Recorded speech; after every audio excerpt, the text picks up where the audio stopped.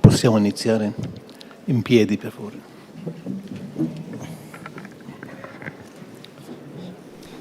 Laudetur Jesus Christus, alabado sea Jesucristo. Reciba un cordial saludo desde los estudios de transmisión de Radio Vaticana, Vatican Media, desde la Ciudad del Vaticano. A nombre de Renato Martínez y de todos los integrantes del equipo de Vatican News, les damos la bienvenida a la transmisión en directo de la cuarta Congregación General de la primera sesión de la 16ª Asamblea General Ordinaria del Sínodo de los Obispos, en el cual se presentará la parte B1 del Instrumentum Laboris. Iniciamos con la oración de esta cuarta asamblea. E fa che nello spirito di verità e di amore sperimentiamo in noi abbondanza di luce, di misericordia e di pace. Per Cristo nostro Signore. Benediciamo il Signore. Monseñor Timothy John Costello, arzobispo de Perth, Australia, ha hecho la oración inicial de esta cuarta sesión, y ahora el cardenal Mario Grech, secretario general del Sínodo de los Obispos, está presentando esta cuarta congregación general, como decíamos al inicio, para poder presentar la sección B1 del Instrumentum Laboris, esta sección que habla precisamente de uno de los elementos centrales de este sínodo, que es la parte de la misión. Así es que después ya de algunos días de inicio de este camino sinodal, vamos a tener precisamente está señalando, hoy iniciamos el módulo B1, que es la comunión, la misión y la participación.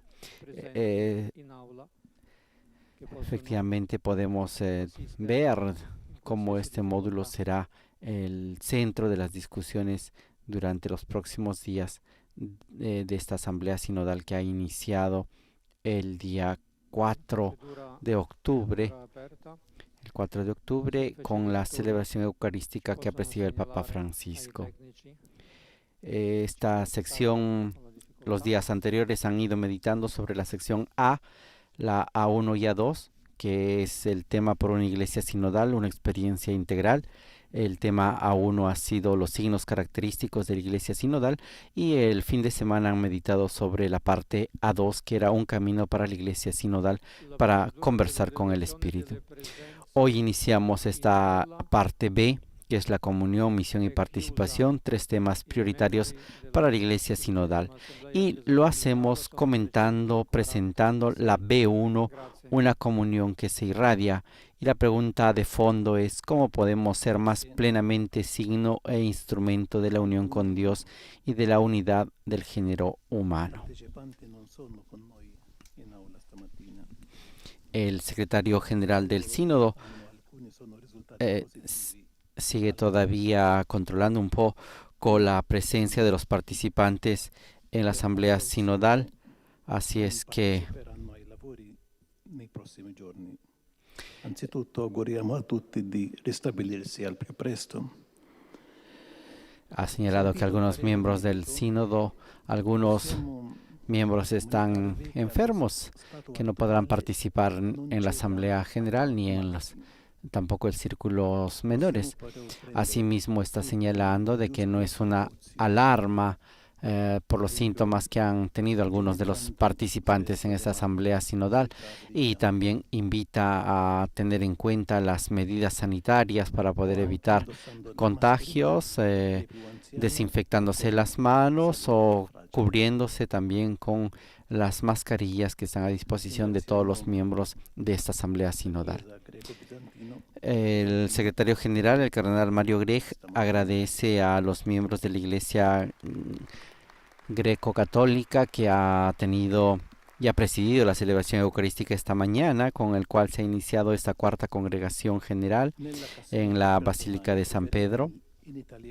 Asimismo, el cardenal Grech está señalando que ha sido distribuido a los miembros de esta asamblea una carta de la Comisión para la Protección de Menores dirigida a cada uno de ellos.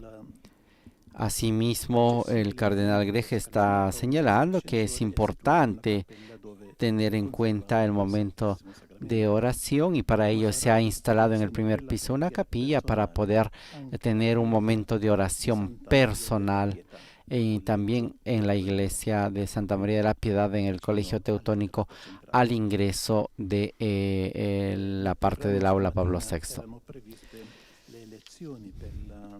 Commissione per la relazione di sintesi e la commissione per l'informazione. Asimismo, el cardenal señala que esta mañana estaba prescrita la formación de las comisiones de la redacción final del documento de síntesis y también de información, que será trasladado a la tarde. Así es que todo esto se hará en la tarde. Así damos la palabra al presidente delegado de turno del día de hoy, que es el obispo de Perth, Monseñor Timothy John Costello, arzobispo de Australia, que está presentando al cardenal John Claude Hollerich, relator general, quien presentará precisamente, como señalábamos, esta parte B1 del Instrumentum Laboris, de este documento de trabajo que ha recogido todo este camino sinodal que ha iniciado en septiembre de 2021. Un camino bastante largo que ha iniciado desde abajo, consultando a las parroquias, a las diócesis de todo el mundo, y todos esos aportes se han ido discutiendo a nivel primero nacional y luego continental, y ahora se ha llegado precisamente a esta asamblea universal, donde todos los representantes de las diferentes congregaciones, conferencias episcopales están discutiendo. Como señalábamos, en tanto han señalado los cumpleaños de los miembros del sínodo, que el día de hoy festejan un año más de vida, y ahora se presenta precisamente esta primera parte de del capítulo B, que es la comunión que se irradia. ¿Cómo podemos ser más plenamente signo e instrumento de la unión con Dios y de la unidad del género humano? El cardenal Hollerich está presentando precisamente el Instrumentum Laboris. En el primer Escuchemos la traducción que nos llega desde el aula del sínodo, del aula Pablo VI, donde tienen la congregación general. La traducción está a cargo de la Secretaría del Sínodo. mejor la Iglesia sinodal como una visión global. Con el segundo módulo abordamos la primera de las tres cuestiones que han surgido de la escucha del pueblo de Dios y sobre las que esta asamblea está llamada a ejercer su discernimiento. Pero no olvidemos el primer módulo. Para no perder el sentido de lo que estamos haciendo, debemos situar el trabajo de los próximos días, que nos llevará a encarar cuestiones específicas y concretas, en el horizonte del trabajo llevado a cabo entre el miércoles y el sábado pasados. Del primer módulo nos llevamos un segundo fruto igualmente importante. Hemos adquirido experiencia en el uso de la metodología de la conversación en el espíritu y podemos así sentirnos más a gusto en nuestra forma de caminar juntos, una forma que seguiremos practicando.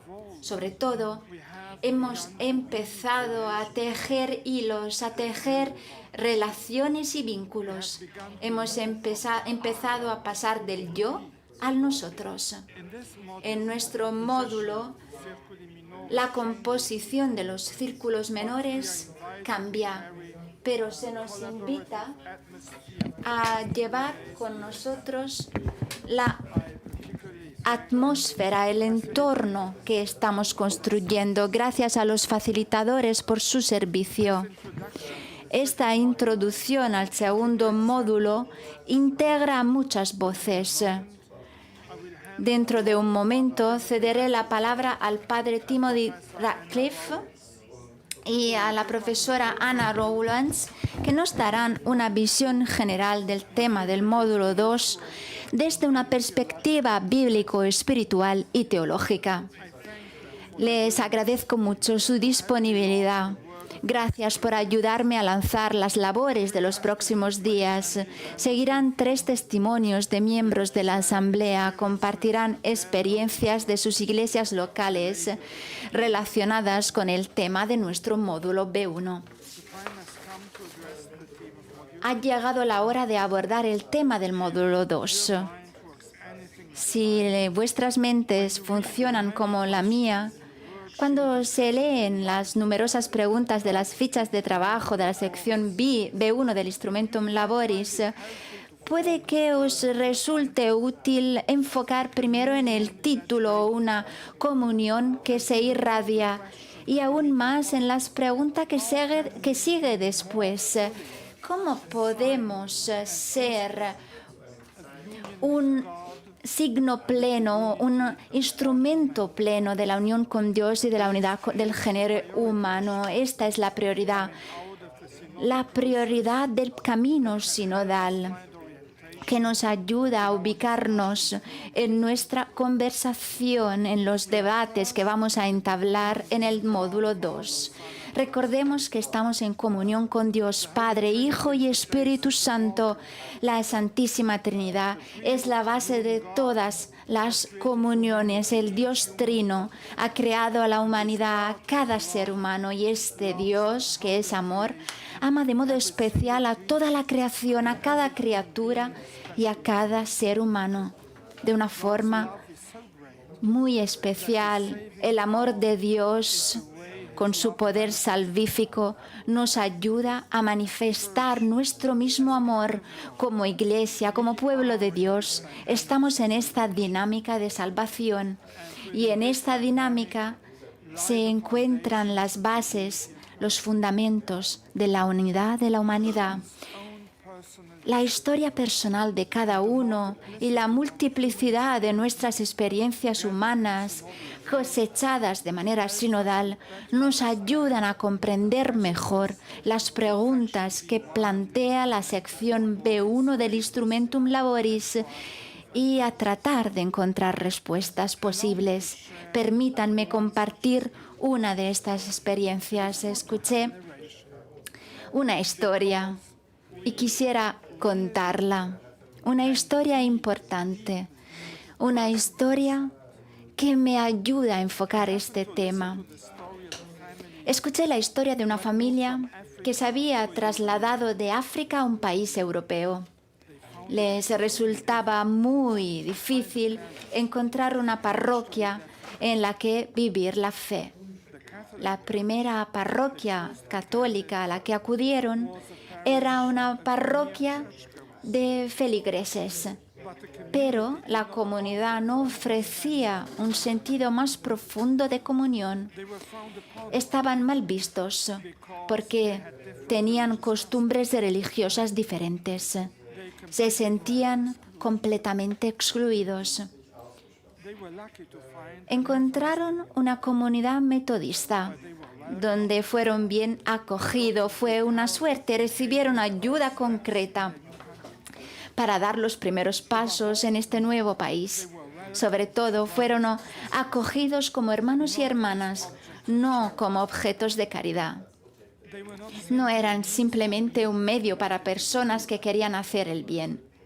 Fueron aceptados como prójimo, como semejantes, caminando juntos. Cuando escuché este testimonio, pensé en mi propio país, en mi propia iglesia. Debo decir que probablemente habría ocurrido lo mismo en mi país, con la salvedad de que no tenemos una iglesia metodista que nos acoja por allí. Estamos todos invitados a formar parte de la iglesia. Y tenemos que recordar que Papa Francisco nos recuerda que Hay una palabra clave en nuestro proceso, todos, tutti, tutti. Lo recordó en la homilía, en la misa de apertura de nuestra asamblea, en la JMJ, en profunda comunión con el Padre a través del Espíritu Santo. Jesús extendió esta comunión a todos los pecadores. Estamos dispuestos a hacer lo mismo.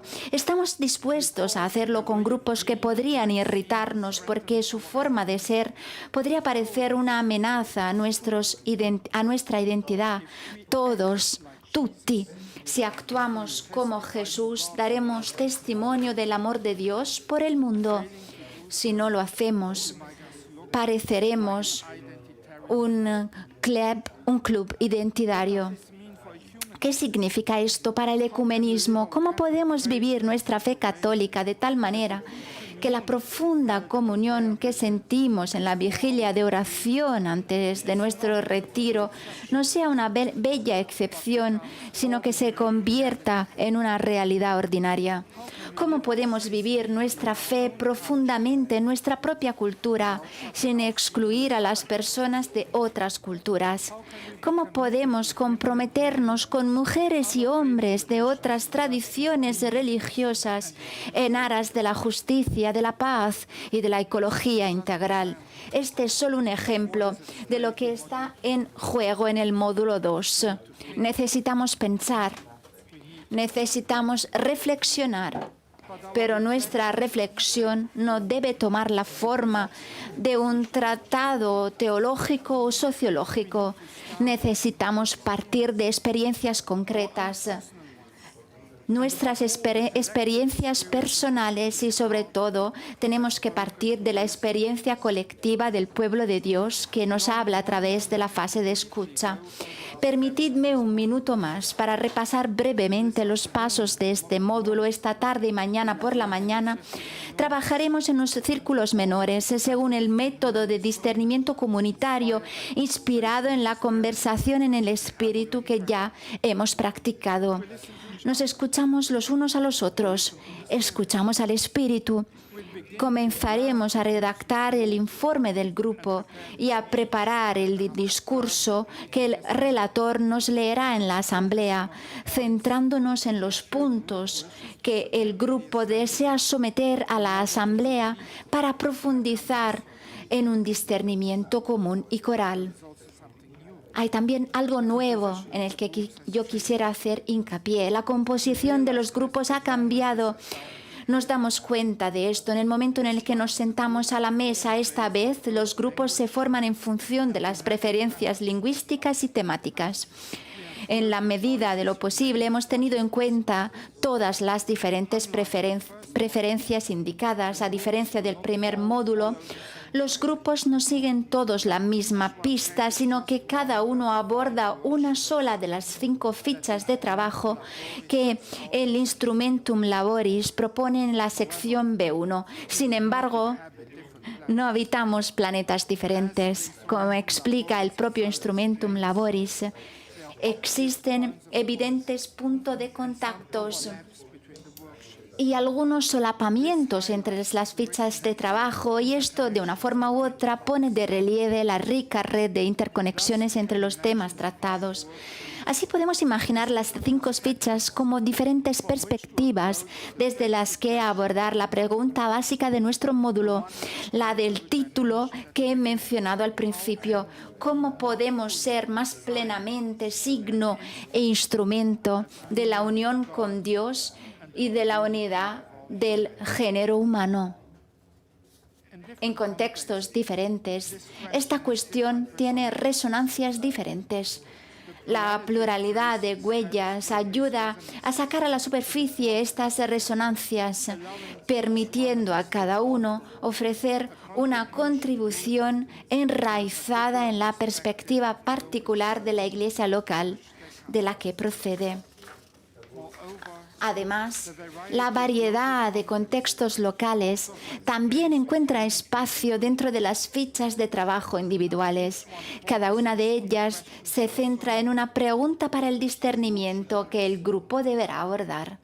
Las demás preguntas que se encuentran en las fichas de trabajo tienen el origen en lo que se recogió en la fase de escucha, plasman los ámbitos concretos en los que la pregunta para el discernimiento toma forma en las distintas regiones. Esto nos ayuda a evitar hablar en meras generalidades, llevan la imagen y las preocupaciones del pueblo de Dios. Sin embargo, el objetivo del trabajo en grupo no es abordar una por una estas cuestiones más detalladas. La variedad que ofrecen las diversas reflexiones sobre las fichas y la particularidad de cada grupo harán aún más rico nuestro intercambio plenario.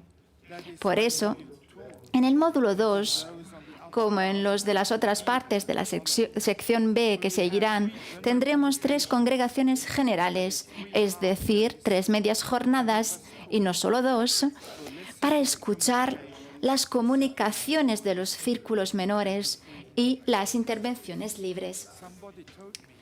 Alguien me dijo que ahora es el momento de las tensiones, que B1 será el momento de las tensiones. A nosotros no nos asustan las tensiones, forman parte del proceso, pero es importante considerarse siempre hermanos y hermanas que caminan de la mano, que caminan juntos y juntas.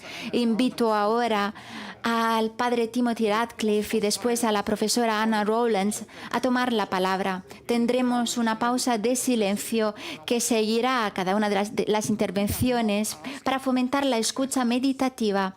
No les pediremos sugerencias ni respuestas prefabricadas ni que hagan el trabajo por nosotros. Más bien, esperamos que iluminen el horizonte espiritual y teológico en el que se sitúan las cuestiones que estamos llamados y llamadas a tratar y que nos proporcionan estímulos para construir el lenguaje que es preciso para abordarlas. Muchísimas gracias. Hemos escuchado al cardenal Jean-Claude Hollerich, arzobispo de Luxemburgo y relator general de este sínodo dedicado a la sinodalidad.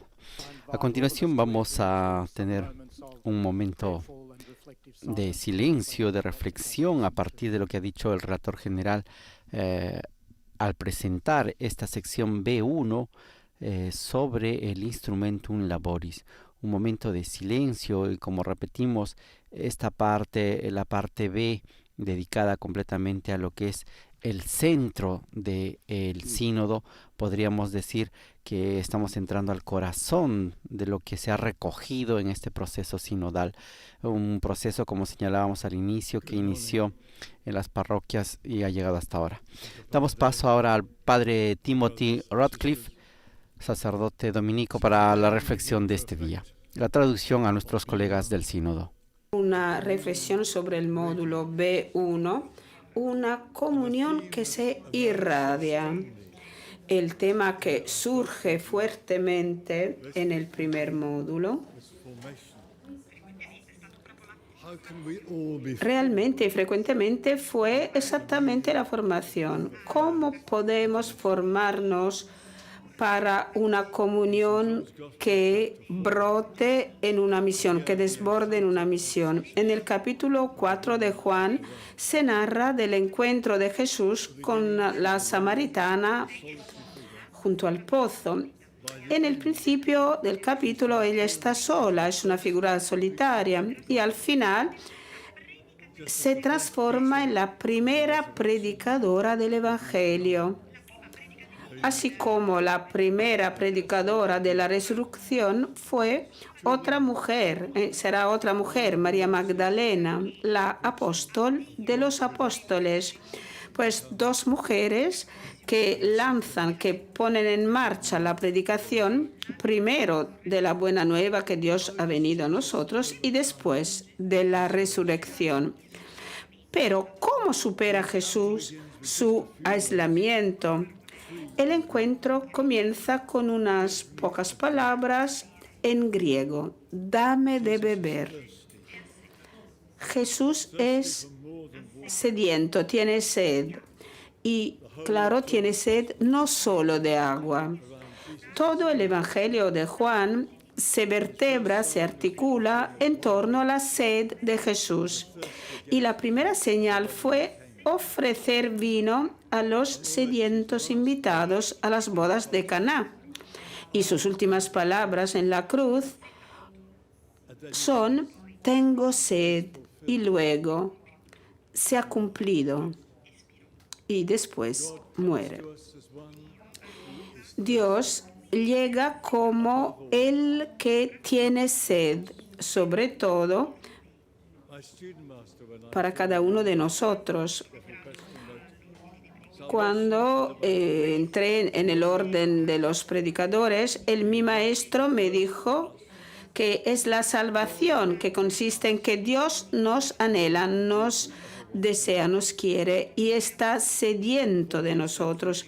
Y Dios nos quiere mucho más de lo que nosotros podemos quererle a Él. Y una mística inglesa del siglo XIV, Juliana de Norwich, dijo: el anhelo y la sed espiritual de Cristo dura y durará hasta el día del juicio final. Dios tenía tanta sed de esta mujer caída que se hizo humano, compartió con ella lo más precioso, el nombre divino: yo soy el que te habla. Es como si la encarnación se hubiera sucedido solo para ella, para la mujer. Ella también aprende a tener sed. Primero, tener sed de agua, para no tener que ir todos los días al pozo, y luego descubre una sed más profunda. Y hasta ahora había tenido muchas relaciones, muchos hombres, pero ahora descubre a aquel hombre a quien siempre había anhelado sin saberlo, la sed de este hombre. Y como decía Romano, el melodista, a menudo la vida sexual errática de las personas representan una búsqueda a tientas de su sed más profunda, de Dios.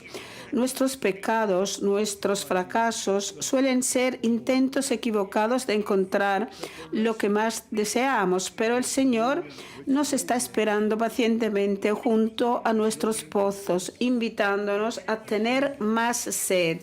Y pues una comunión que se irradia significa aprender a tener sed y hambre cada vez más profundamente.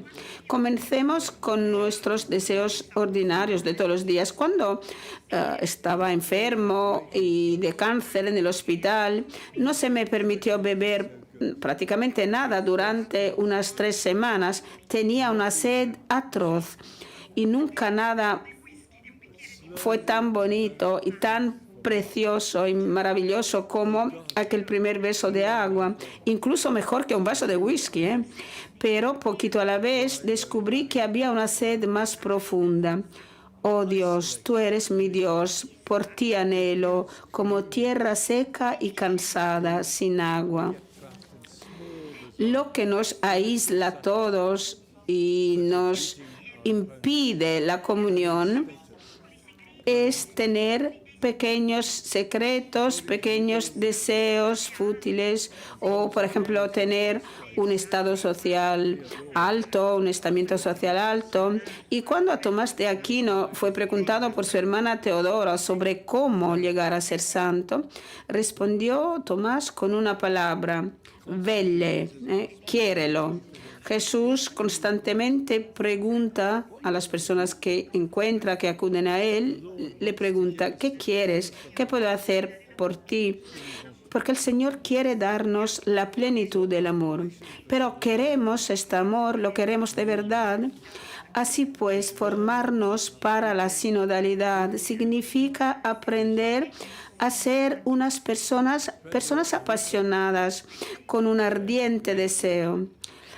Pedro Arrupe, hoy soy muy ecuménico, Pedro Arrupe, el maravilloso superior general de los jesuitas, escribió: no hay nada más práctico que encontrar a Dios. Y es decir, nada más práctico que enamorarse de un modo absoluto, definitivo. Lo que te enamora cuando estamos enamorados, lo que se apodera de tu imaginación, lo afectará todo. Decidirá lo que vas a hacer cuando te levantarás de la cama por la mañana, lo que harás por las tardes, cómo pasarás los fines de semana, lo que vas a leer y lo que rompe el corazón. Tenemos que permanecer enamorados y eso lo decidirá todo. Aquel hombre apasionado, San Agustín, exclamó: yo te he probado, te he saboreado y ahora tengo hambre y sed de ti. Me has tocado y he ardido por tu paz. Y bueno, ¿cómo pero llegar a ser personas apasionadas por el Evangelio, llenas de amor, sin desastres? Esta es la pregunta fundamental para nuestra formación, especialmente para nuestros seminaristas. El amor de Jesús por esta mujer sin nombre libera a esta mujer, la libera. Y así ella se convierte en la primera predicadora. Pero después no volvemos a saber nunca de ella. Y una iglesia sinodal será aquella iglesia en la que nos estaremos formados hacia un amor sin posesiones, un amor que ni se escapa ni huye de la otra persona, ni se apodera de la otra persona, un amor que no es frío. Es un encuentro intenso y personal entre dos personas. Jesús la encuentra así como es, tal como es, la samaritana, y le dice: tienes razón cuando dices que no tengo marido, porque has tenido 5 maridos y el que tienes ahora no es tu marido. Y lo que has dicho es verdad. Ella se acalora bastante y responde, bueno, algo burlona: así que eres un profeta.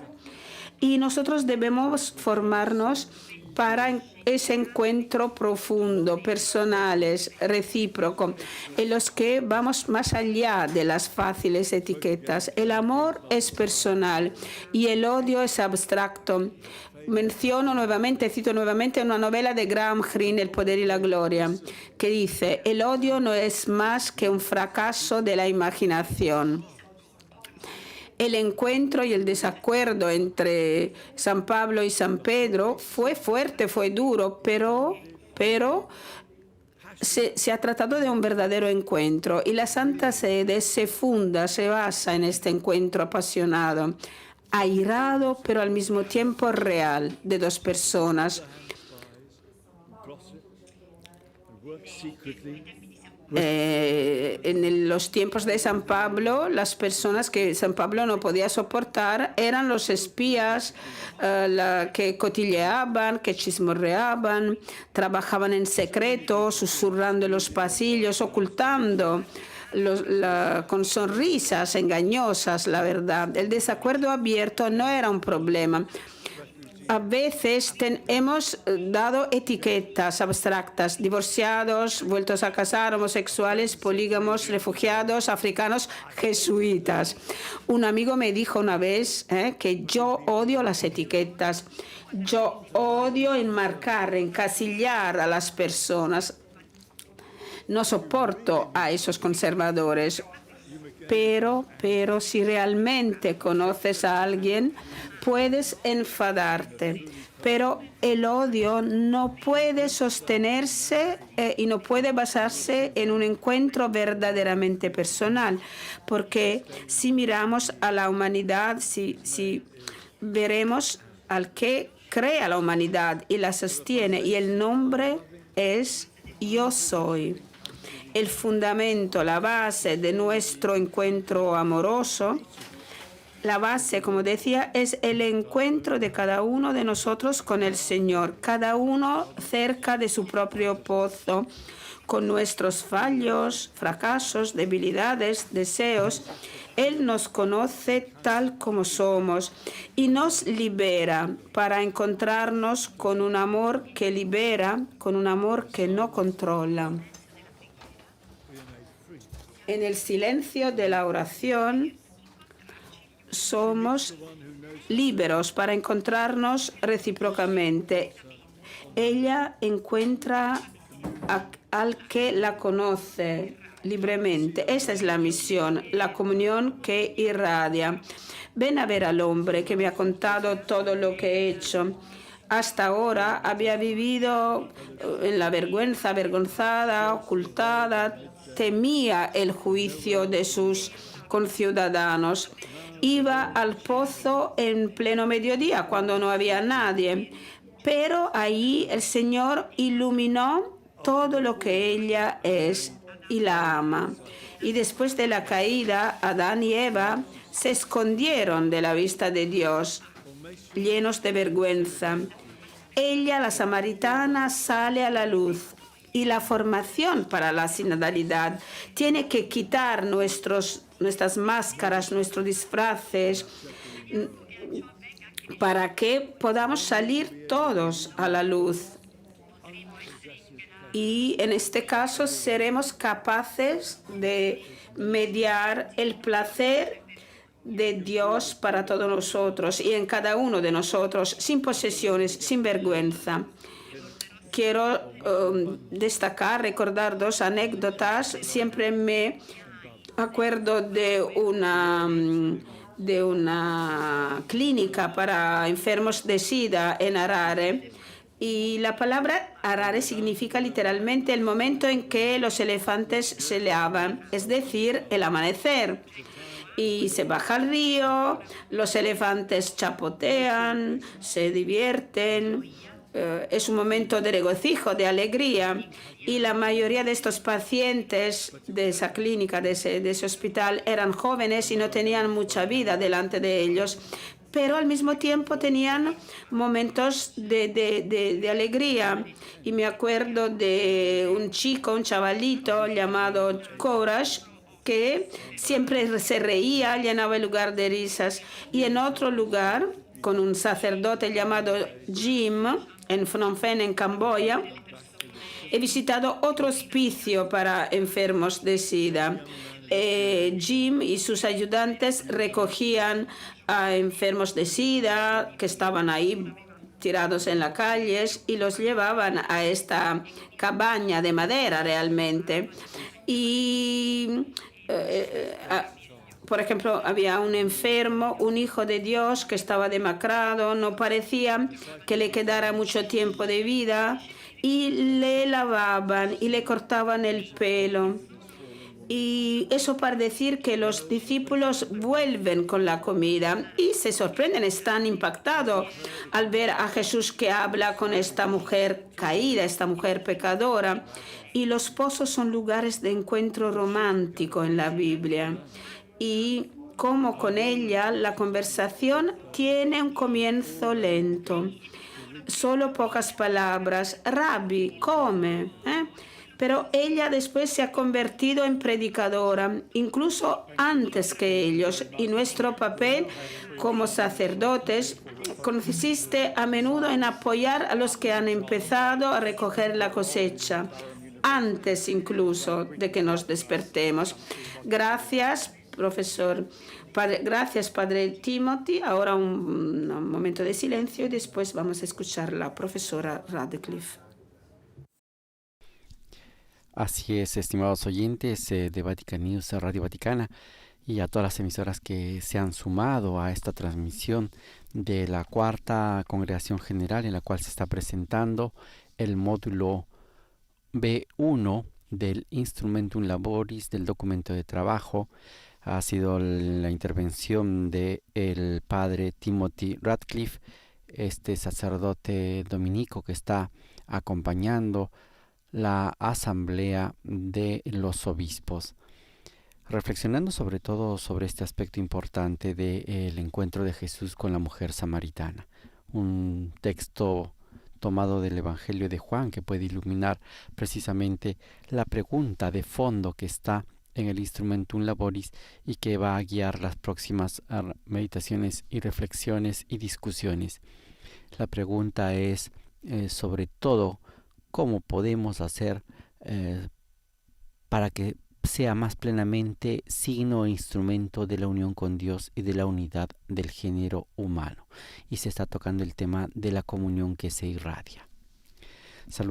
Aprovechamos para saludar a nuestros amigos del Sembrador Nueva Evangelización, Radio y Televisión, a EWTN Televisión, a Setelmont TV en Alicante, España, a Radio La Voz de María en Guayaquil, Radio Vicentina en Chile, Radio y Televisión Caritas Universidad Católica de Asunción, Paraguay, Radio María en El Salvador, Radio María en Panamá, Radio María en República Dominicana, Radio Paz de Miami en los Estados Unidos, Radio Inmaculada e Inmaculada Televisión en Georgia y Catholic Faith Network, que también el día de hoy está conectado con nosotros en esta transmisión de la Cuarta Congregación General en la presentación del módulo B1 de este Instrumentum Laboris, de este documento de trabajo que es el fruto de la consulta a nivel, parroquial, diocesano, luego continental a nivel de conferencia episcopal y luego a nivel universal que estamos viviendo en esta asamblea, la 16ª asamblea,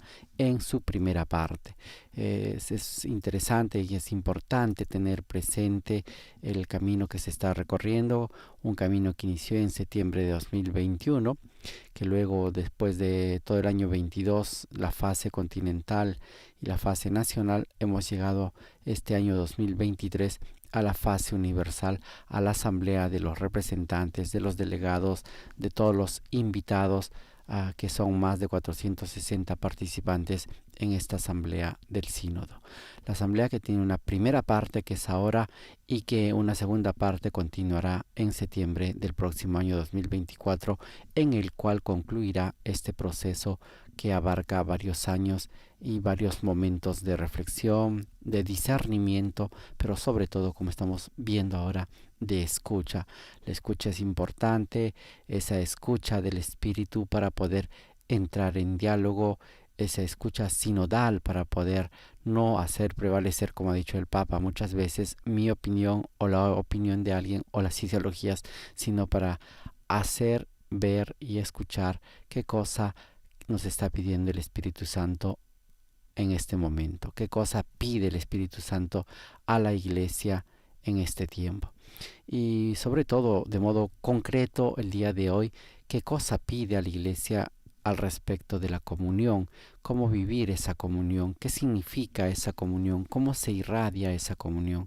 El cardenal Holderich en su presentación lo ha explicado bastante bien, señalando que para poder responder a esta pregunta, cómo podemos ser más plenamente signo e instrumento de la unión con Dios y de la unidad del género humano. La Iglesia tiene que ser precisamente ese signo, ese instrumento de la unión con Dios. Tiene que ayudar a los hombres a llevar, a relacionarse con Dios y también con todo el género humano. Continuamos con la presentación y ahora damos paso a la profesora Anna Rollans. Ella es profesora de Doctrina Social de la Iglesia en la Universidad de Durham, en Gran Bretaña.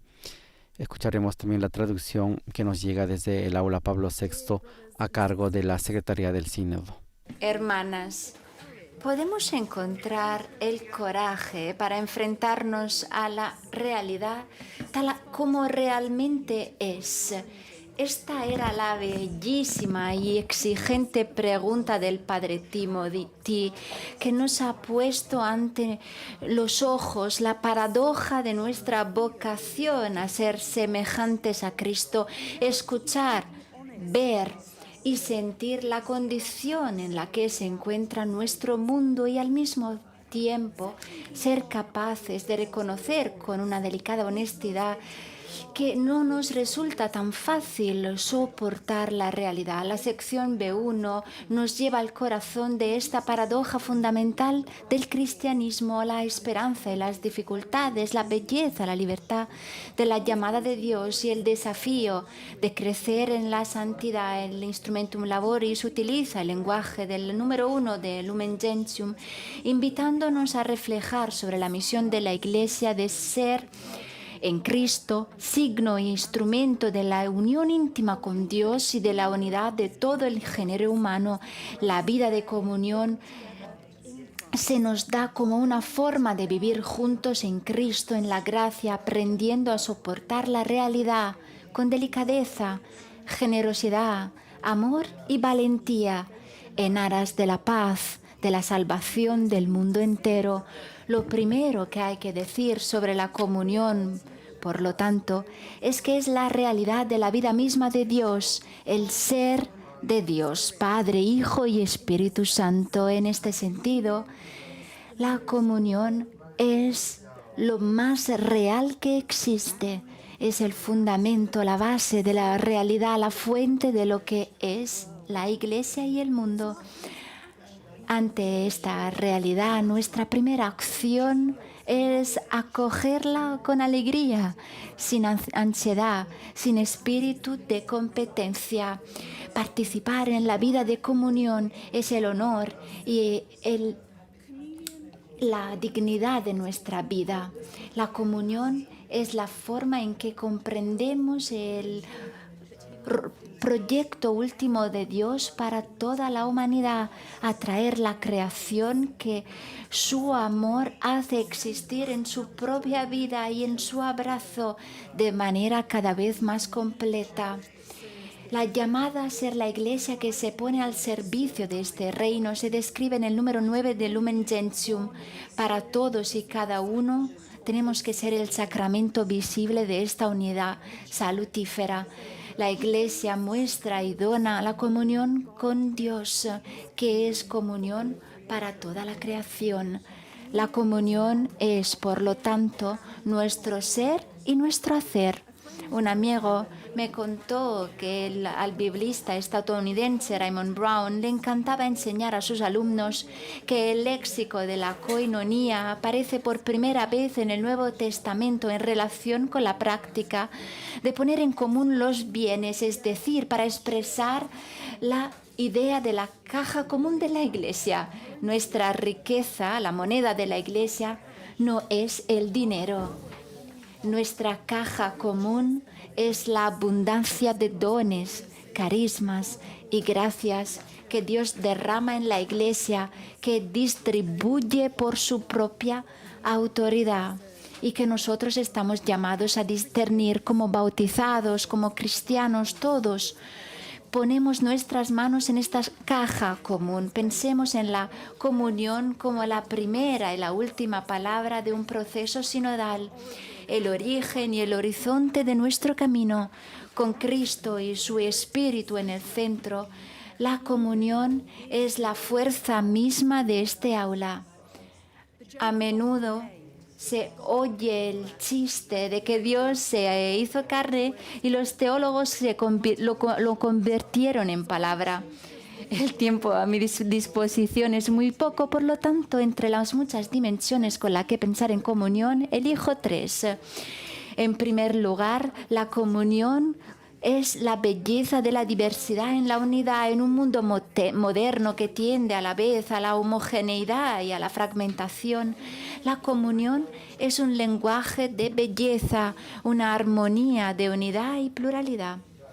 Esta belleza está en la calibración de la riqueza y la diversidad de una creación que da gloria a Dios, una pluralidad que termina solo cuando cada cosa creada ha agotado su propia creación y todo está nuevamente encerrado en Dios a través de Cristo en el Espíritu.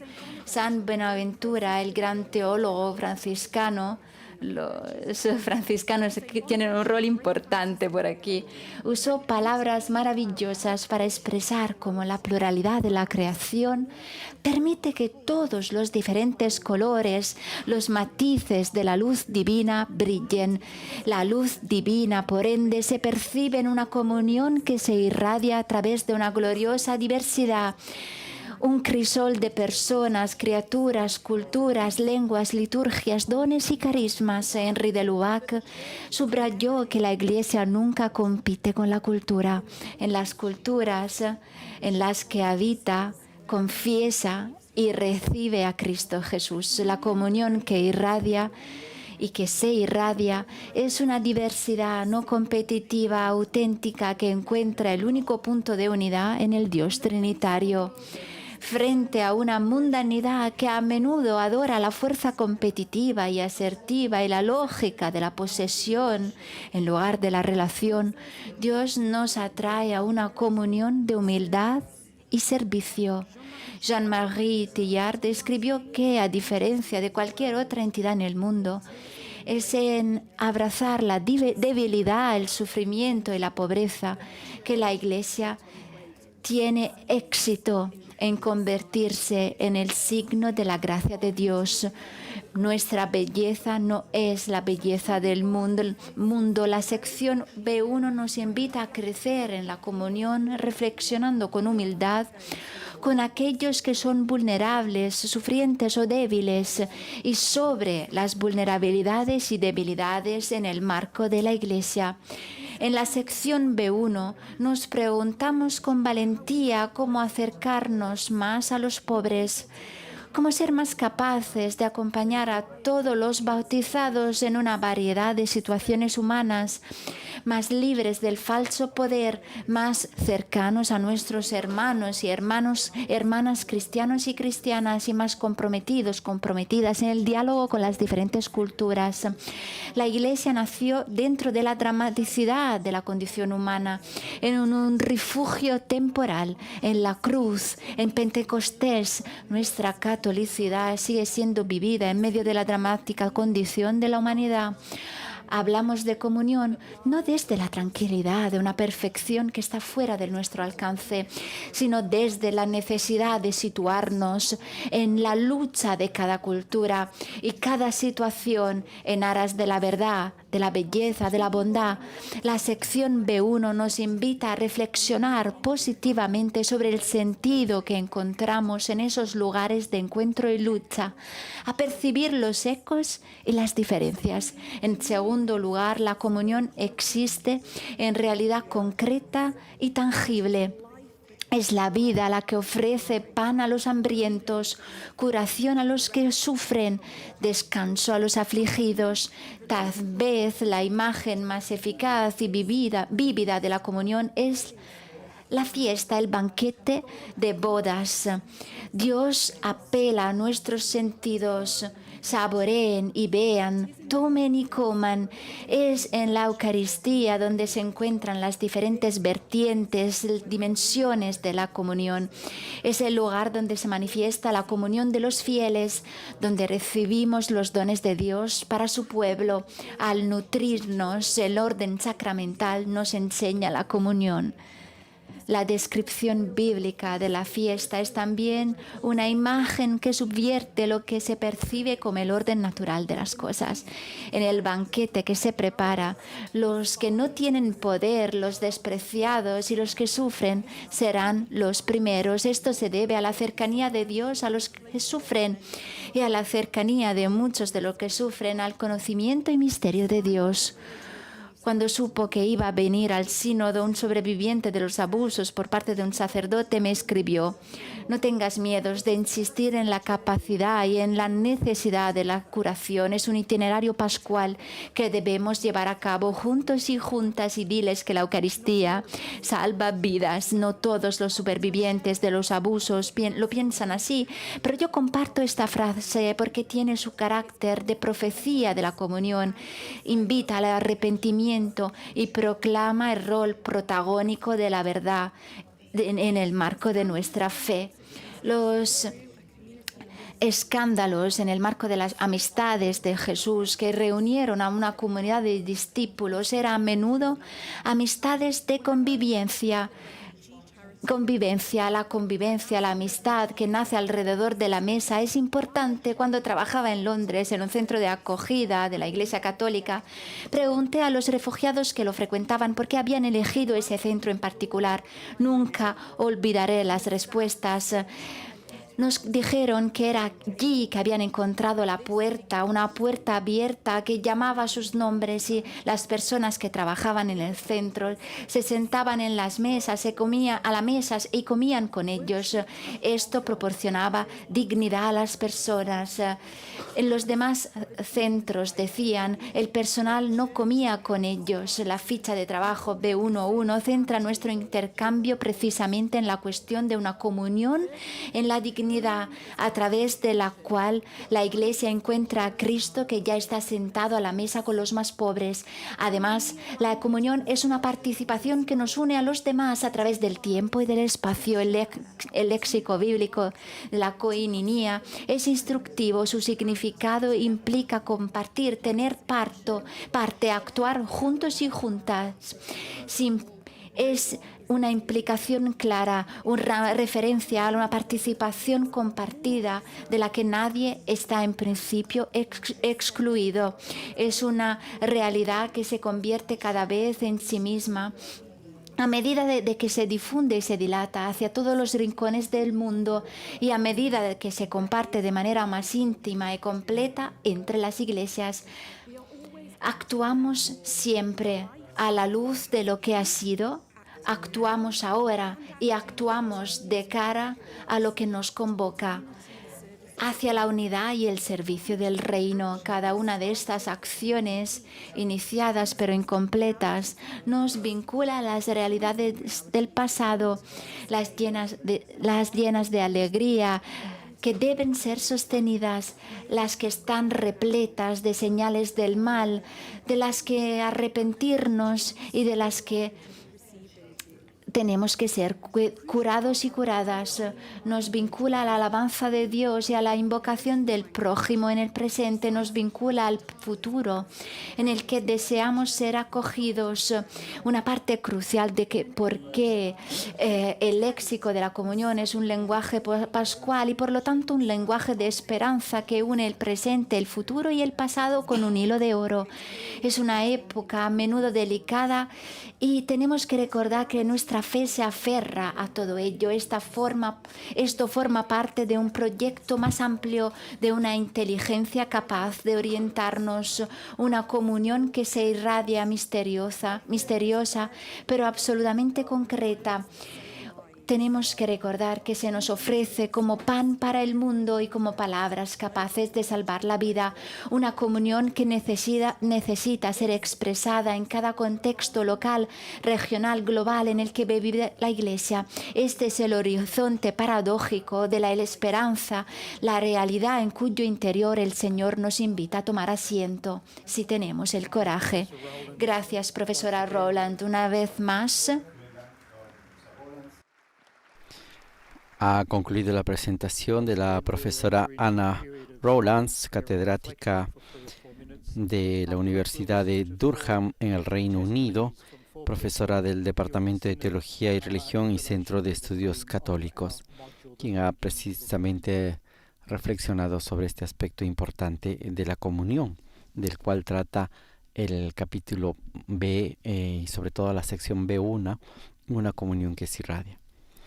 Nuevamente, el secretario general del Sínodo, el cardenal Mario Greja, ha invitado a toda la asamblea a hacer un momento de silencio, de reflexión, para poder asimilar y escuchar la reflexión que ha hecho la profesora Anna Rowlands acerca de la comunión como las bodas del Cordero. Recordamos simplemente de que la profesora ha señalado que esta sección B1 del Instrumentum Laboris nos lleva al corazón de la paradoja cristiana, el corazón que está centrado en la esperanza y la dificultad, la belleza y la libertad de la llamada de Dios y los desafíos a crecer en santidad.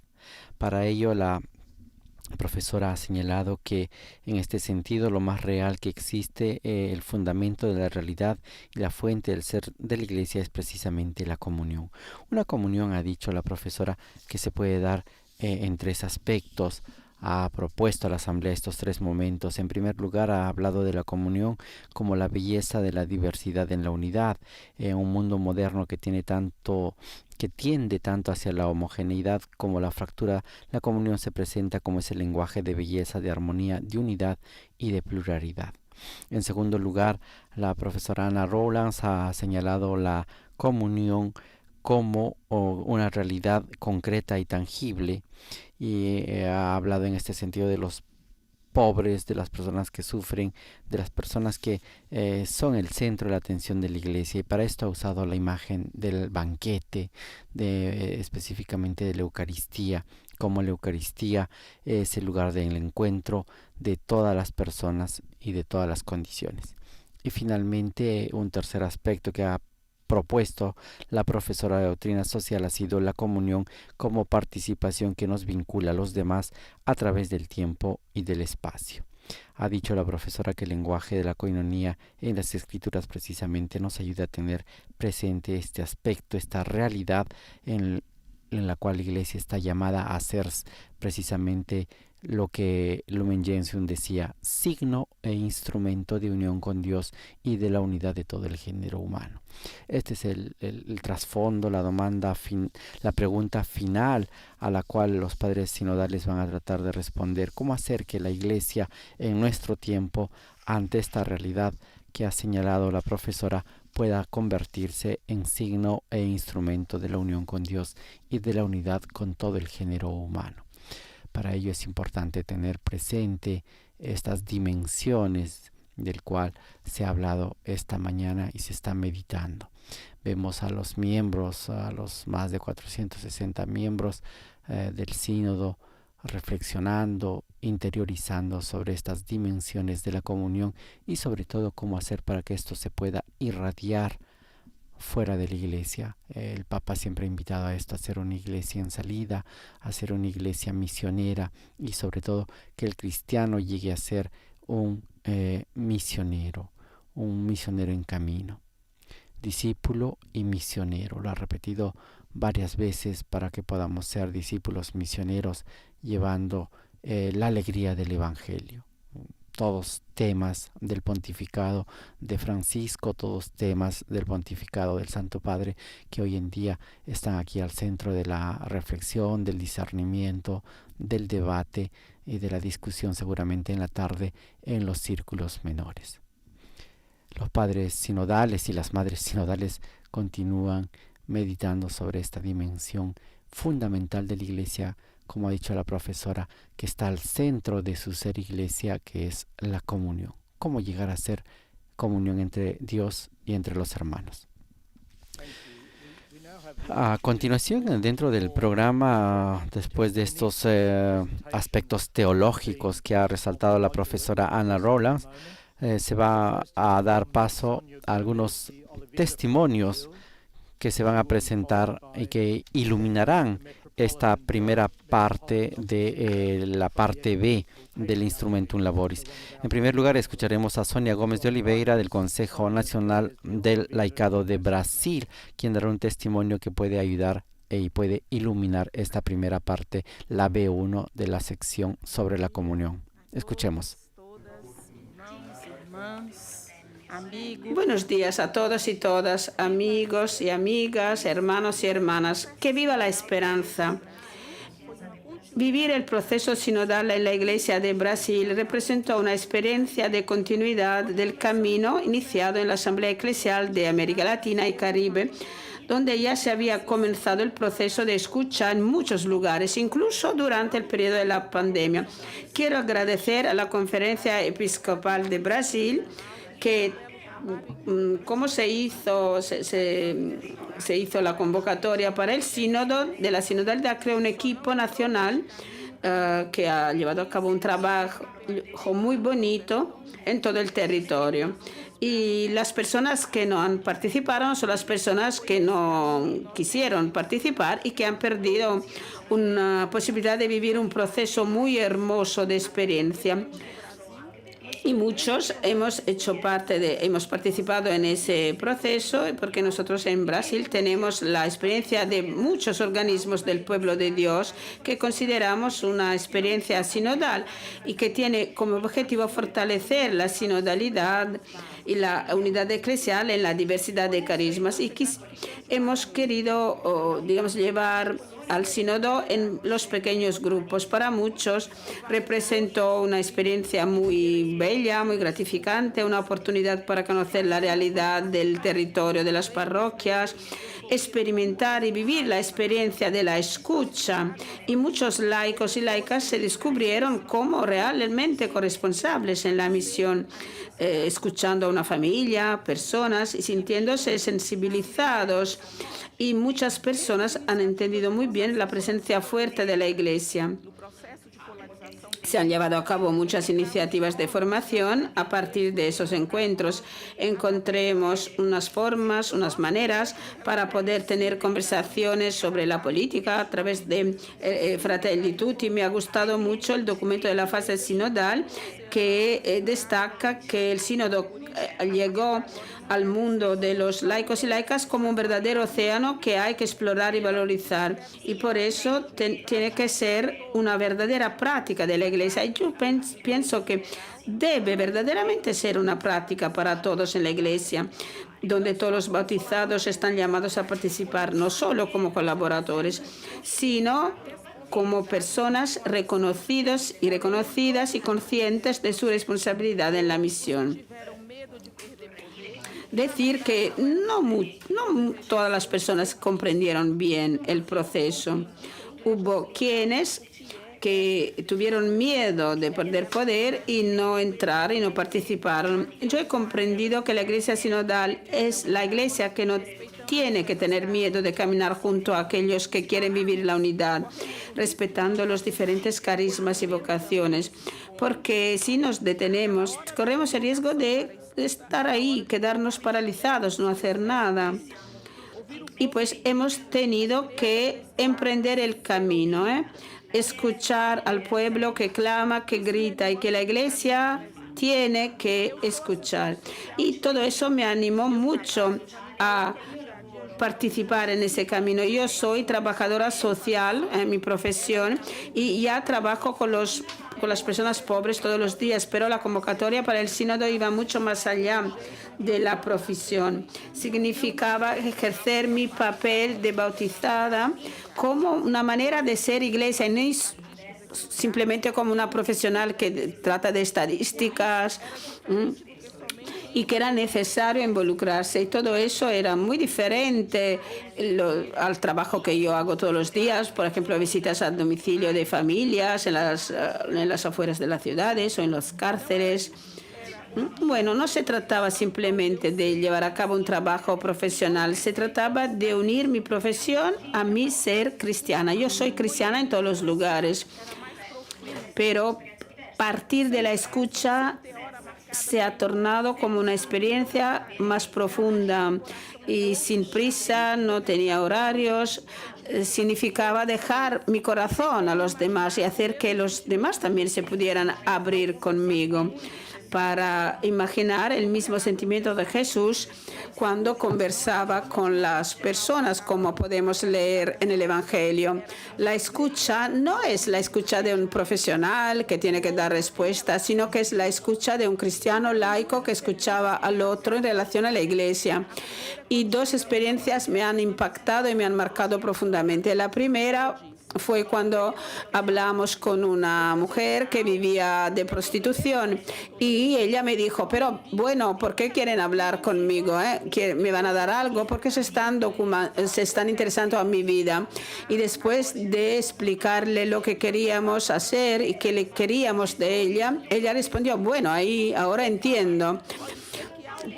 Papa Francisco y los demás quieren saber cómo estoy, qué pienso, Y bueno, por eso voy a hablar, porque ahora tengo un hilo de esperanza y el sínodo, para quien quiere vivirlo y experimentarlo como vivencia, es esperanza, significa un testimonio.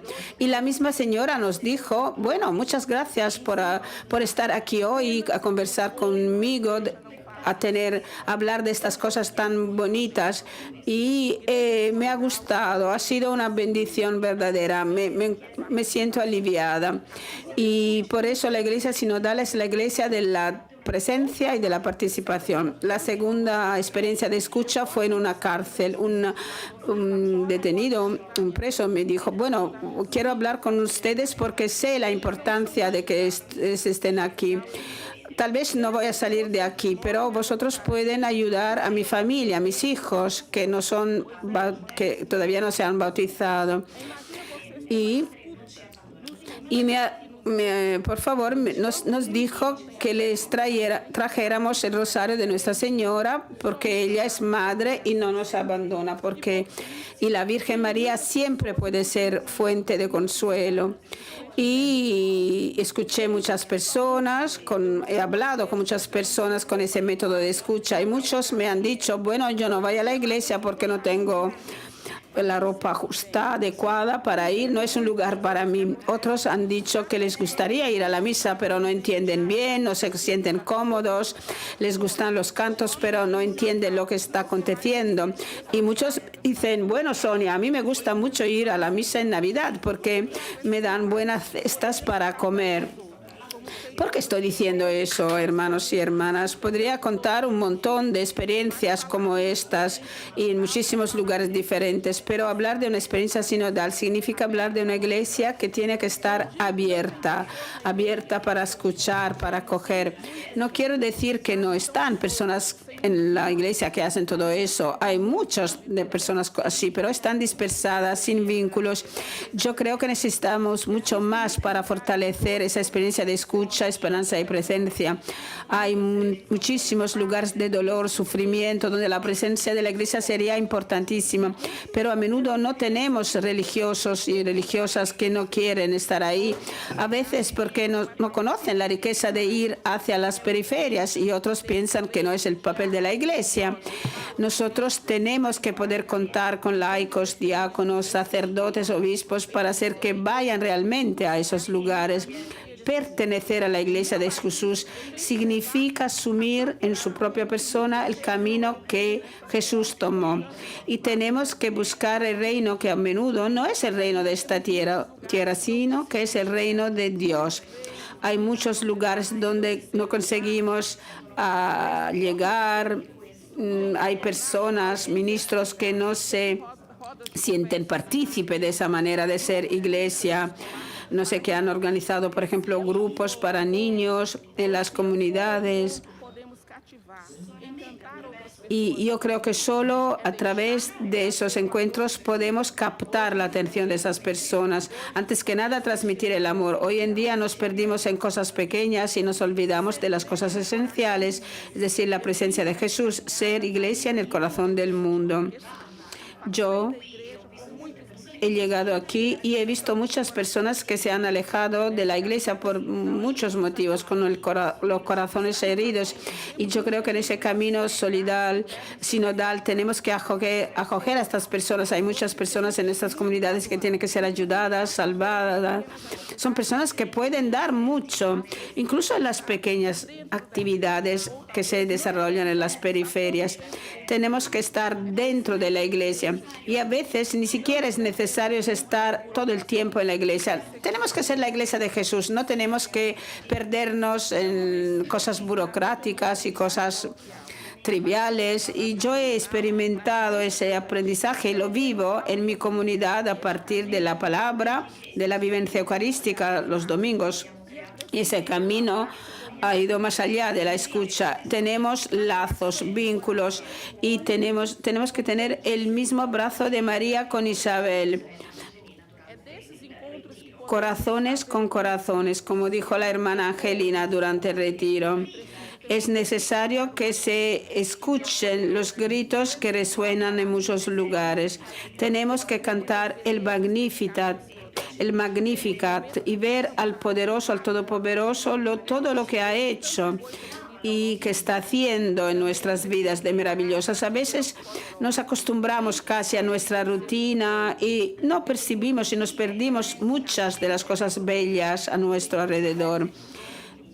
En ese camino está también mucho sufrimiento y muchos tronos. Podemos leer el informe. De esta forma concluye el testimonio de Sonia, delegada del Consejo Pastoral de Brasil. Y ahora escucharemos también el testimonio de Su Eminencia, el Metropolita de Pisidia, Joe Getchka, en la Asamblea General Ordinaria del Sínodo de los Obispos. Él también hará un testimonio acerca de lo que ha sido este camino sinodal. Escuchemos. Queridos amigos y hermanos y hermanas en Cristo, antes que nada expresar mi gratitud por haber podido participar en ese sínodo, y para mí es un honor. Y el Patriarcado Ecuménico también tiene el honor de poder estar aquí para llevar los testimonios de las prácticas de sinodalidad de la Iglesia Ortodoxa. Para nosotros los ortodoxos, la sinodalidad significa la práctica establecida en el primer concilio de Nicea, reuniones de obispos de las regiones, por lo menos 2 veces por año, bajo la presidencia del protos. Todo eso se describe muy bien en el Canon Apostólico 34, que ahora va a mencionar nuestro orador. Los obispos y las personas de las regiones y provincias tienen que reconocer al protos, el primero entre ellos, y considerar el jefe, el líder, y no hacer nada importante sin la aprobación del protos. Cada obispo puede llevar a cabo solo todo lo que se refiere a su propia diócesis o territorio. Pero el primer protos no puede hacer nada sin el acuerdo de todos. De esta forma se llega a la concordia, al acuerdo, y Dios será alabado en el Espíritu Santo. Final de la cita. Y a la luz de ese texto, todo eso significa que, primeramente, el sínodo es un encuentro deliberativo de obispos, no simplemente una asamblea de consulta de laicos. Segundo punto, no puede existir un sínodo sin un protos, un primate, y no puede estar un primate, el protos, sin un sínodo. Tercer punto, el primate, el protos, es parte del sínodo. No tiene una autoridad superior frente al sínodo y al mismo tiempo no es excluido del sínodo. Y cuarto punto, el acuerdo, la homonía mediante el consenso sinodal refleja el misterio trinitario de la vida divina. Es verdad que esa práctica de la sinodalidad, como descrita por el primer concilio ecuménico, es desde aquel entonces que la Iglesia sigue esas huellas. Claramente puede variar el sínodo, digamos, esa asamblea sinodal puede variar de una iglesia local a la otra, pero podemos decir que la comprensión de la sinodalidad de la Iglesia ortodoxa es diferente de la definición de esa asamblea. Sin embargo, tenemos que admitir que en algunas circunstancias específicas históricas la Iglesia ortodoxa hace participar a los laicos y al clero en el proceso de toma de decisiones. A veces se hacía también en asambleas mixtas en el siglo XVI, asambleas mixtas, clero, laicos, y el Patriarcado Ecuménico describió que en Kiev la sinodalidad se elegía también por los laicos, y 2 siglos después en Rusia los eslavos, inspirados por la teología de la comunión, quisieron involucrar a todos los componentes, a todos los miembros de la Iglesia en la administración. Y eso se verificó en el comienzo del siglo XX. Resultó en la decisión de las iglesias locales, del Consejo de las Iglesias Locales en Rusia, que propuso que las decisiones eclesiales tienen que ser tomadas por un concilio, el sobor, que consiste digamos que está compuesto por los participantes del clero, laicado. La revolución bolchevica no permitió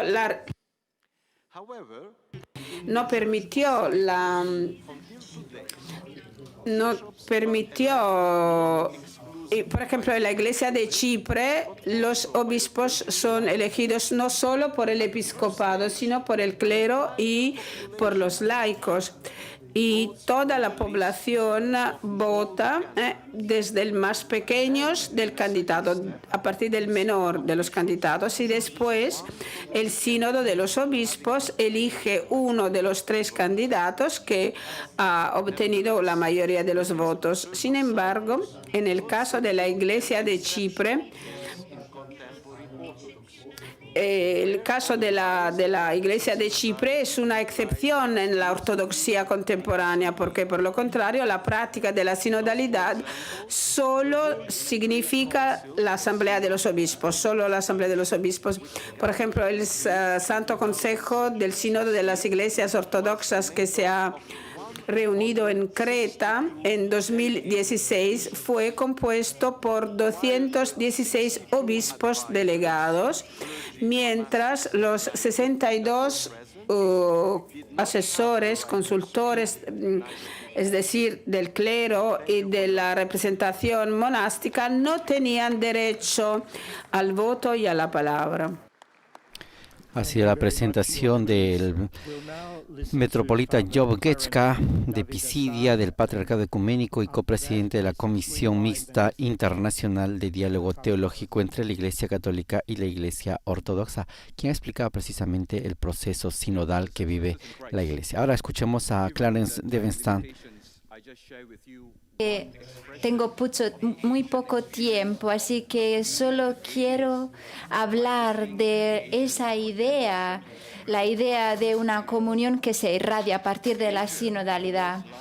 Asia es el continente más grande del mundo por superficie terrestre y población. Es muy diverso en su geografía, demografía y sistemas políticos. Asia también tiene un crisol de distintas culturas, religiones, idiomas y etnias. Es el lugar de nacimiento y la cuna de las principales religiones del mundo, como el hinduismo, el islam, el cristianismo, el budismo, el jainismo, el sijismo, el taoísmo, el confucianismo y muchas otras. Aunque los sistemas de creencias, valores y símbolos varían de un lugar a otro, la interconexión de la comunidad humana une a las iglesias y a los pueblos asiáticos. La importancia asiática de ser relacional, una característica de la iglesia sinodal, trae consigo la unidad de la familia humana y la unidad de los pueblos de Asia. A excepción de Filipinas y Timor Oriental, el cristianismo sigue siendo una pequeña minoría en la mayor parte de Asia. Sin embargo, la vitalidad y la riqueza de las tradiciones y culturas individuales conllevan alegría y vida en el marco de la Iglesia. En Asia hay 4.000 millones de personas, pero los fieles de la Iglesia Católica solo representan el 3,31% de la población. Algunos pueden vernos como pequeños y insignificantes, pero nos consideramos parte integrante valiosa no solo de la Iglesia, sino también de la construcción y transformación de la sociedad humana. En muchas partes de Asia, la Iglesia toma la iniciativa en aras del desarrollo humano integral y del bien común, especialmente en los sectores sectores de la educación, de la salud y en la labor con los grupos pobres y marginados en las periferias de la sociedad, más allá de los límites de nuestras iglesias. Si bien algunos pueden considerar a la Iglesia en nuestros lugares como solo una gota en el vasto océano, sus olas son de gran alcance. La sinodalidad para Asia no significa solo que la Iglesia existe para sí misma. Para nosotros la sinodalidad es trabajar para el bien de todos. En una sociedad asiática pluralista, la Iglesia quiere continuar difundiendo el mensaje del Evangelio a pesar de los desafíos. ¿Cómo podemos ser más plenamente un signo e instrumento de unión con Dios? ¿Y cómo podemos ser un signo e instrumento de la unidad de toda la humanidad? La diversidad de religiones en Asia hace que participar en diferentes formas de diálogo sea convincente e importante para construir paz, reconciliación y armonía. Compartimos muchas experiencias de compromiso fructíferos con otros cristianos, personas de otras religiones y tradiciones. Y en entornos formales e informales, el diálogo hacia la consolidación de la paz, la reconciliación y la armonía debe impregnar todos los aspectos de la vida de la Iglesia en Asia. Algunos expresan reservas sobre estos diálogos por diversas razones, pero sin embargo la unidad en la humanidad es fundamental. Las iglesias en muchas partes de Asia desempeñan un papel fundamental en la construcción de puentes en aras de la paz, de la armonía y de la reconciliación, e incluso de la justicia y de la libertad. Tenemos que recordar que una forma ha sido en este proceso construir comunidades eclesiales básicas, BEC, y provocan no solo la transformación espiritual, sino también la transformación social. Queremos unas comunidades que demuestren una comunidad que se irradia a los cristianos y a los no cristianos. Son nuestros signos visibles de una iglesia sinodal que es relevante y a la vez relacional. El diálogo, que es ad intra y ad extra, debe ser una característica integral de la Iglesia en Asia y más allá. Estamos hablando de esfuerzos de construcción de puentes y reconciliación muy amplios que experimentamos en nuestro continente, pero lamentablemente también vemos un aumento de la intolerancia religiosa y social. A pesar de vivir en condiciones minoritarias y a veces duras, las iglesias de Asia ven esperanza para el futuro y se esfuerzan por ser auténticas comunidades de comunión, participación y misión para una iglesia sinodal. Gracias por esta oportunidad.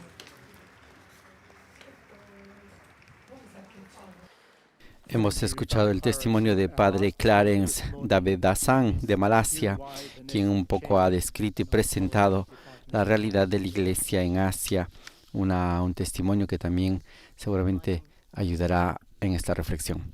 Ahora escuchamos a Siwai Vanessa Cheung y el testimonio también desde Asia.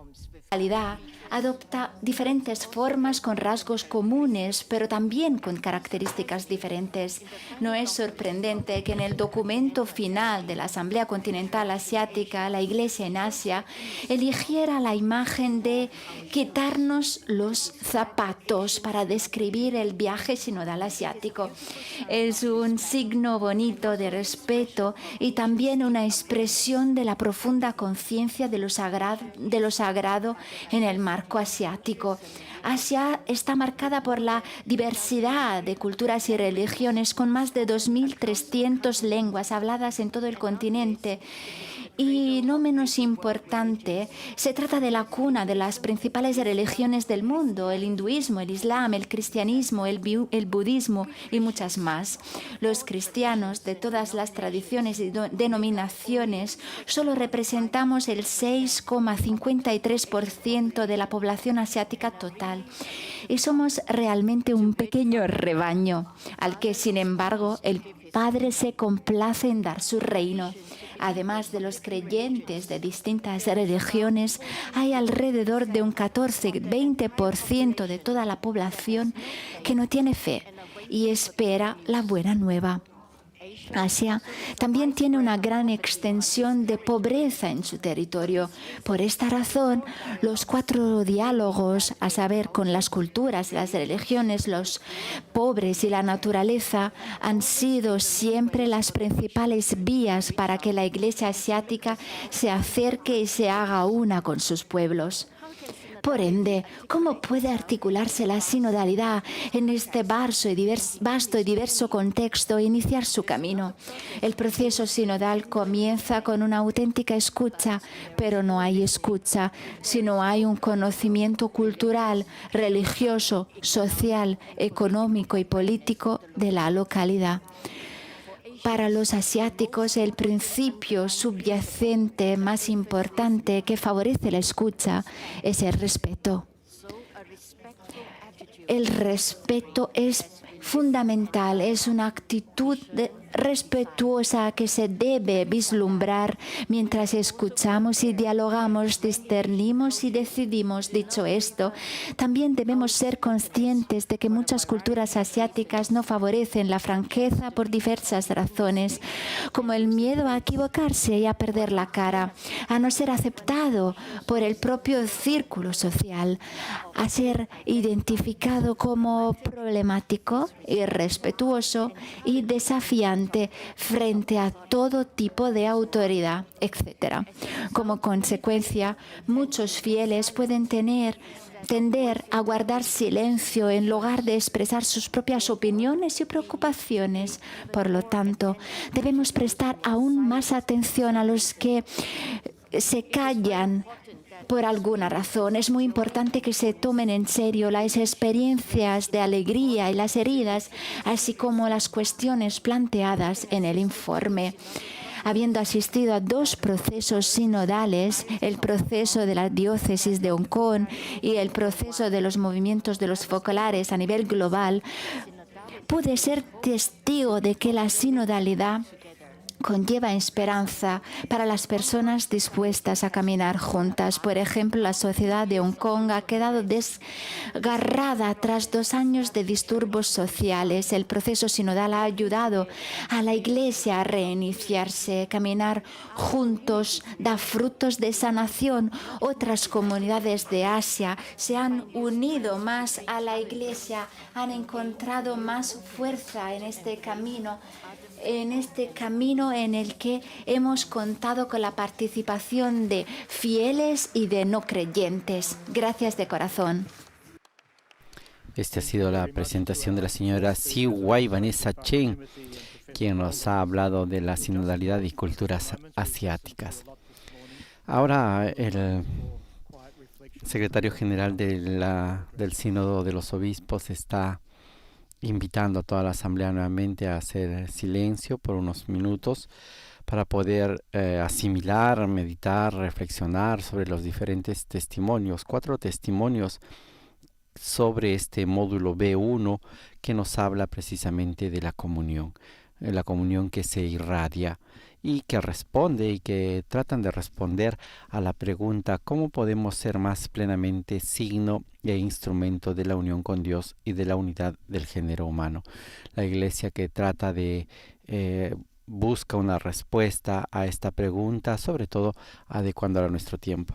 En este sentido hemos escuchado el testimonio de Sonia Gómez de Oliveira desde Brasil, responsable de la pastoral de un movimiento importante en Brasil, donde también contó y narró su experiencia sinodal a partir del Consejo Nacional del Laicado de Brasil, que representa cómo han venido trabajando y las dificultades que se iban presentando en ese camino sinodal. Luego hemos escuchado el testimonio de la Iglesia Ortodoxa a cargo del metropolita Job Getchka, metropolita de Pisidia, y que ha hablado también acerca de la presencia, de la existencia del sínodo desde tiempos antiguos. La Iglesia Ortodoxa en ese sentido tiene una tradición bastante larga del sínodo, y como las consultas, decía, hay diferentes tipos de consultas en las cuales la decisión no lo toma solamente el obispo o el protos. Todo tiene que estar guiado por el protos, señalaba, sino también la participación de los laicos y de los sacerdotes es importante para algunas cuestiones que tienen que ver con la Iglesia.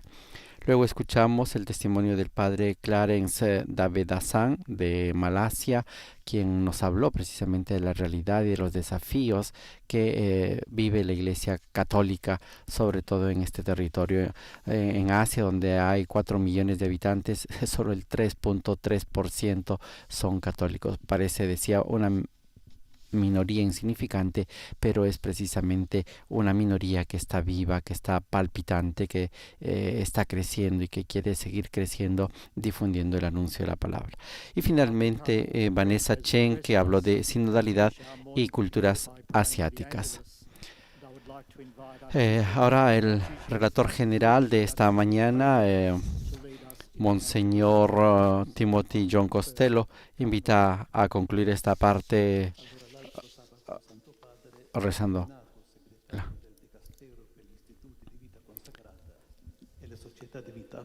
Asimismo, el secretario general del sínodo anuncia que la religiosa Simona Brambilla, misionaria de la Consolata, ha sido nombrada como secretaria del dicasterio para la vida consagrada. Están saludando a esta religiosa que es miembro de esta asamblea sinodal.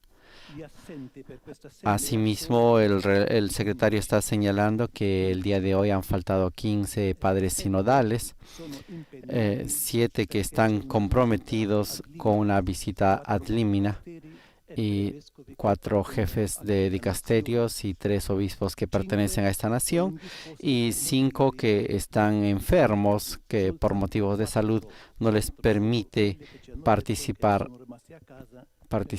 en esta asamblea sinodal.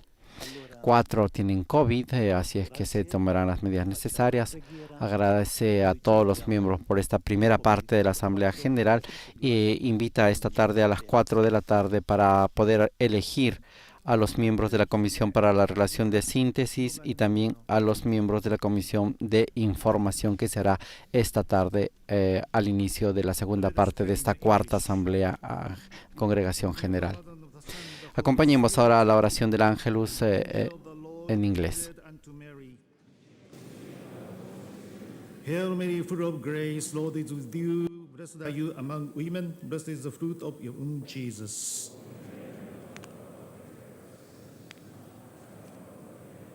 Behold the handmaid of the Lord. Hail Mary, full of grace, Lord is with you. Blessed are you among women. Blessed is the fruit of your womb, Jesus. And the Word was made flesh.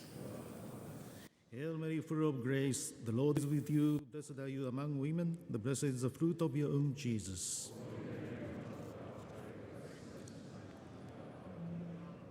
Pray for us, O Holy Mother of God. Let us pray. Pour forth, we beseech thee, O Lord, thy grace into our hearts, that we, to whom the incarnation of Christ, thy Son. Oh Padre, infunde en nuestras almas tu gracia, tú que en la anunciación del ángel nos has revelado la encarnación de tu Hijo por su pasión y su cruz. Condúcenos a la gloria de la resurrección por Cristo nuestro Señor. Amén. Gloria al Padre, al Hijo y al Espíritu Santo, como era en el principio, ahora y siempre, por los siglos de los siglos. Amén.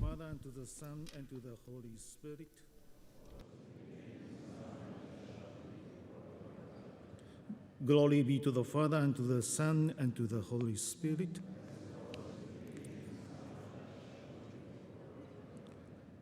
Let us bless the Lord.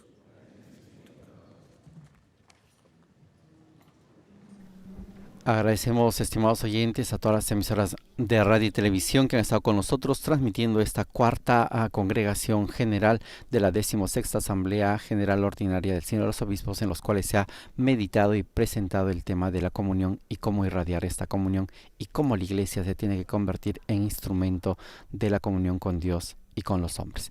Los invitamos a hacer una transmisión esta tarde con la segunda parte de esta asamblea, de esta cuarta congregación general, que podrán seguir a través de Vatican News. A nombre de Renato Martínez y todos los integrantes de Vatican News, les agradecemos por haber estado con nosotros. Laudetur Jesus Christus, alabado sea Jesucristo.